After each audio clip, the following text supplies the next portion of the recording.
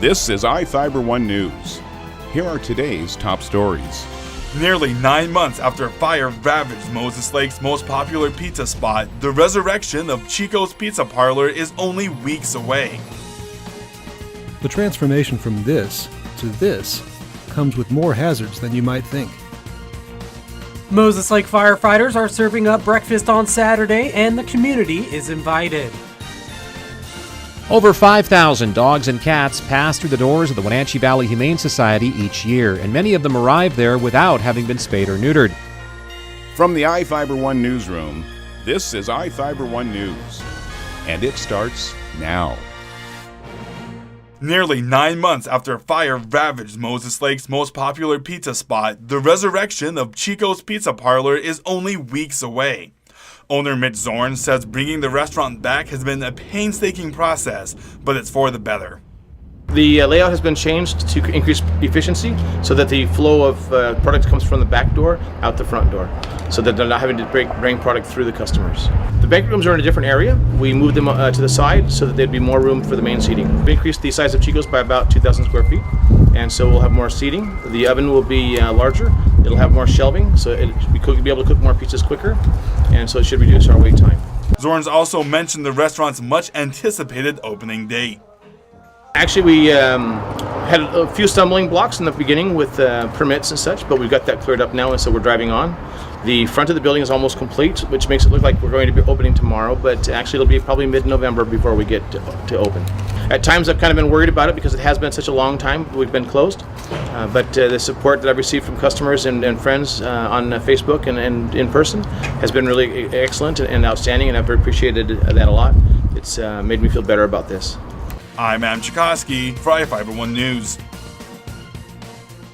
This segment is brought to you by... Change doesn't have to be complicated. With a low-profile microwave hood combination that's ready to install right out of the box. It fits in the same space as your under-cabinet hood, so you can get your microwave off the countertop and make space for the routines worth keeping. The low-profile microwave hood combination, from the #1 selling appliance brand in the USA. Whirlpool Appliances, now available at more furniture in Ephrata. The transformation from this to this comes with more hazards than you might think. That's where Faith Kreitzer and Girish Ganjal come in.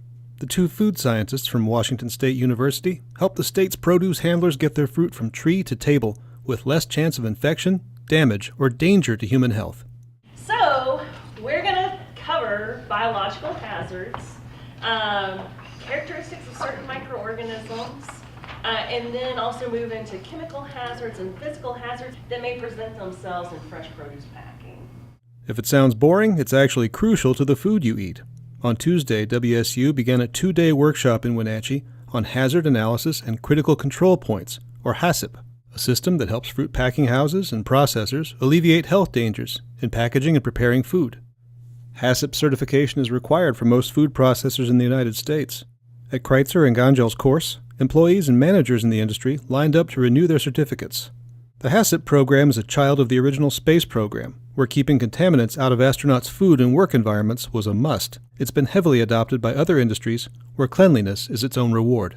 You got to do a very thorough hazard analysis to be able to develop a good food safety system and to ensure that your food is safe.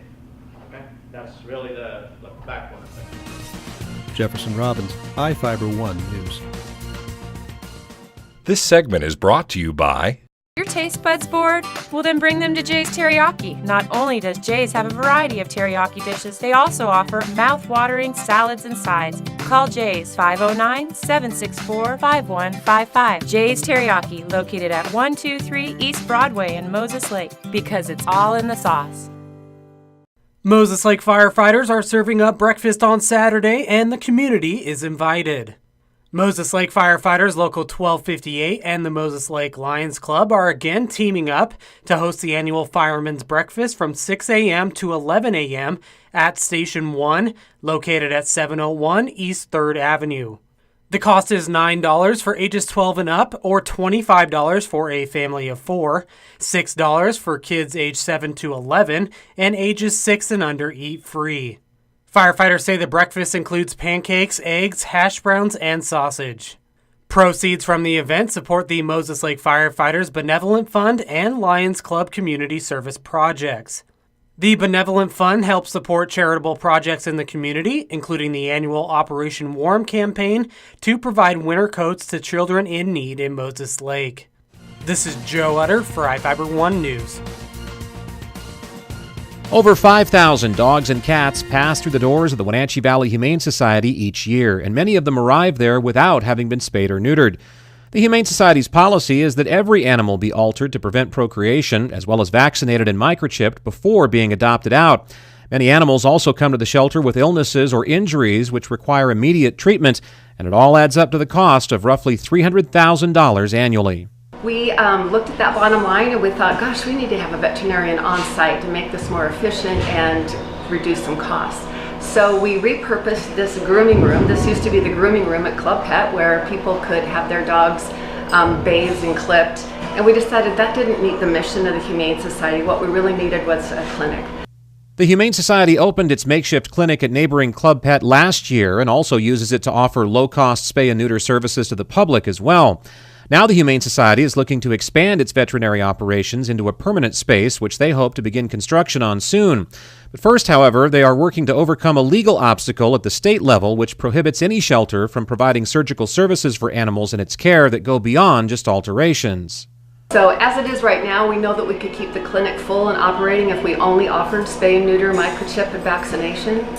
But we know that there is another need out there, and 77% of the low-income pet owners cannot afford veterinarian services. So if their animal got sick, if it got injured, we wouldn't be able to help them.